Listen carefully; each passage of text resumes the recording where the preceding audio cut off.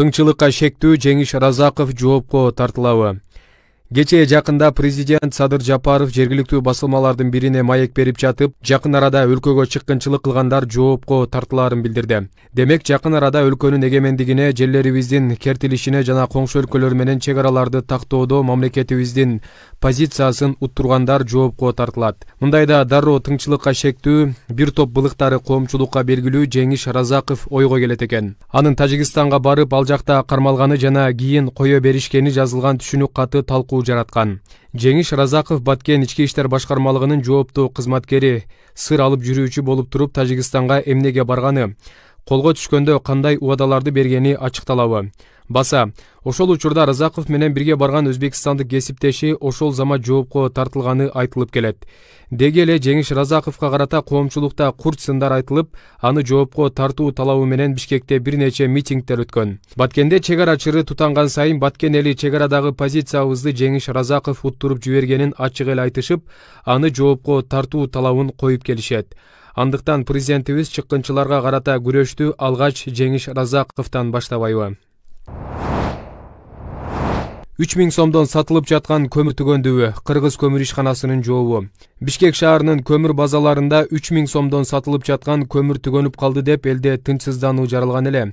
Буга байланыштуу Кыргыз көмүр мамлекеттик ишканасынын басма сөз кызматына байланышканыбызда кара кечеде көмүр казуу иши уланып жаткандыгын билдиришти.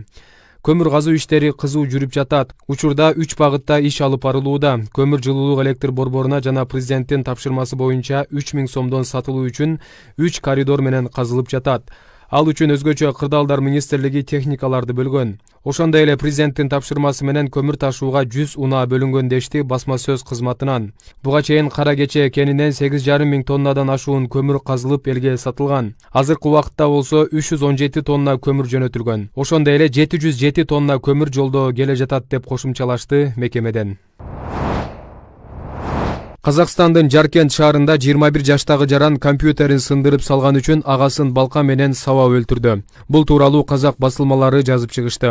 Билдирүүгө ылайык 21 ноябрь күнү милициянын нөөмөт бөлүмүнө турак үйлөрдүн биринен 30 жаштагы жарандын киши колдуу болгон жансыз денеси табылганы тууралуу маалымат түшкөн. Ыкчам топ шектүү катары маркумдун инисин кармашкан. Тергөөдө окуя болгон күнү апасы менен атасы түнкү нөөмөткө жумушка кеткенин айткан.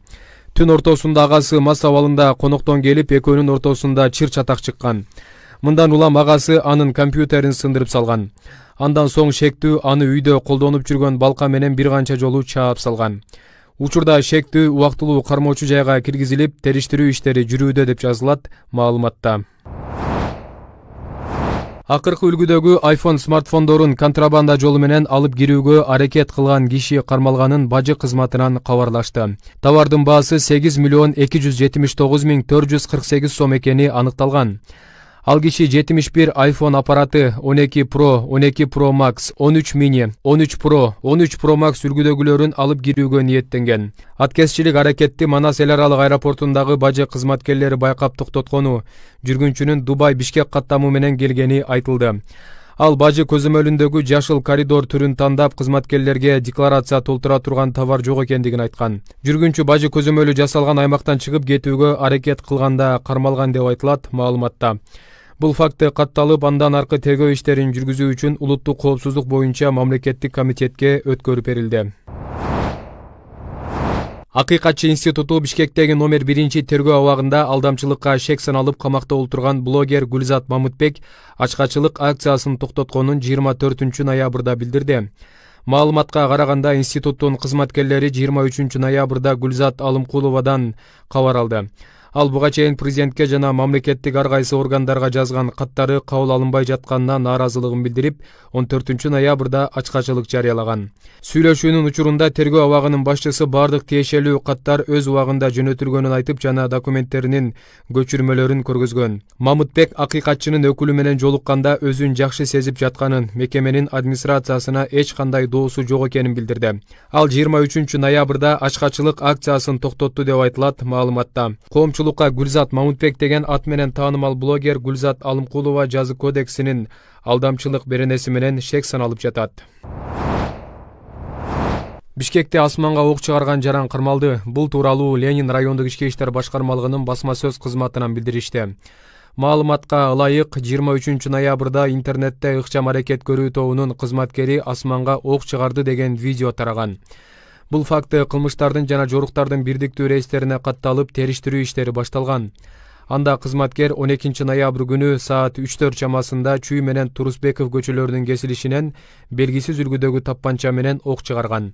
Бүгүн 24 ноябрда ал адам 2002 жылы туулган жаран экендиги аныкталып, Ленин райондук ички иштер башкармалыгына жеткирилген. Учурда териштирүү иштери жүрүүдө. Түркияда улуттук валютанын куну качып, экономикалык кризиске өкмөттү күнөөлөгөндөр нааразычылык акцияларга чыгышты. 1 лира АКШ долларына карата 15% арзандады. Айрым экономикалык эксперттер буга президент Режеп Тайип Эрдогандын саясаты алып келгенин айтышат. Президент Борбордук банктан үстөк пайызды азайтууну талап кылып, муну менен экспорттун өсүшүнө, инвестициялардын, жумуш орундарынын көбөйүшүнө жетсе болоорун айтып келди. Бирок оппозиция мындай чара инфляцияны күчөтүп, элдин бакубатчылыгын кыйындатат деп эсептейт. Президенттин сынчылары бүгүнкү абалга түздөн-түз аны күнөөлөп жатышат.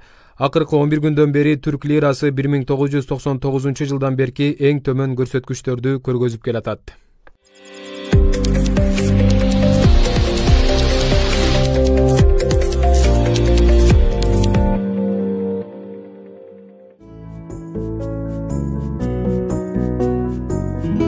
Өмүрбек Текебаев дайыма мародёрлукту мойнуна албай келет. Эл болсо казан табак уурдагандай эле кабылдап көңүл да бурбайт. Жок, ал учурда мен Текебаевдин жанында жүргөн киши катары көп нерсени ачыктагым келип турат. Учурда алтын маселеси курч болуп, Текебаев ар бир жолуккан жеринде алтын маселесин козгоп, таптаза киши болууда. Ошол 2010 жылкы тополоңдо 7 апрель күнкү талаптоноодо биз Текебаевдин түз буйругу менен Максим Бакиевке караштуу Бишкектин Горький көчөсүндө жайгашкан алтын текшерүүчү лабораторияны барып басып алдык. Ал жерде кытайлык ишкерлер иштетет экен, ичинде 1,5 тонна алтын бар экен. Биз аны Текебаевдин машинасына жүктөп бергенбиз. Ал алтындар ошол бойдон мамлекетке деле өткөн эмес. Өткөн болсо каяка өткөргөнүн айтып бере албайт. Документ жок. Жада калса жанында турган мен анын мамлекетке өткөрүлүп берилгенин көргөн жокмун. Каяка кеткенин дагы байкабай калганбыз. Мени болсо жалган жала жаптырып каматып тынды. Ошол убакытта эгер бардык күч структураларында Текебаевдин адамдар олтурбаганда, ал бүгүн менин ордума олтурмак. Кудай бар. Эртедир кечтир акыйкат орносо, ал дагы жазасын алат деп ишенем деп жазган ал. Бойдок жигиттерге кастинг уюштурган Шаршембек Абдикеримов шайлоого катышуудан баш тартаарын айткан. Талапкердин арызы БШКга түшө элек. Парламенттик шайлоого бир мандаттуу округтан талапкерлигин көрсөткөн Шаршембек Абдикеримов шайлоого катышуудан баш тартаарын билдирген. Талапкер бул туурасында 19 ноябрь